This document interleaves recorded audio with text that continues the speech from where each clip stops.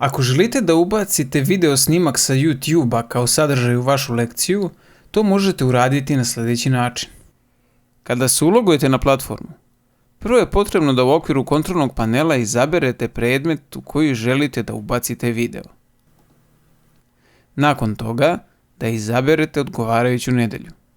Kako biste omogućili uređivanje izabrane nedelje, potrebno je da u gornjem levom uglu kliknete na ovu zelenu ikonicu. Kada ste to uradili, pojavit će vam se u donjem desnom uglu link Dodaje aktivnost ili resurs. Kada kliknete na njega, među ponuđenim opcijama izaberite ikonicu sa nazivom URL adresa. Sada je potrebno da pronađemo URL adresu video snimka sa YouTube-a.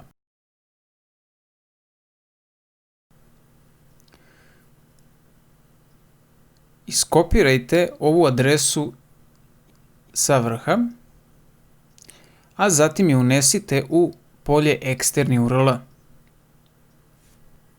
Nakon toga potrebno je da unesemo naziv video snimka, jer sva polja koja su obeležena crvenim uzvičnikom moraju da budu popunjena. Pre nego što sačuvamo, treba da pod opcijom izgled proverimo da li je kao prikaz izabrana opcija ugradi.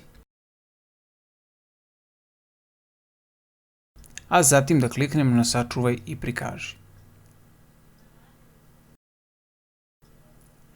Ukoliko smo sve uradili kako treba, ovdje će nam se prikazati video koji sada možemo da pustimo.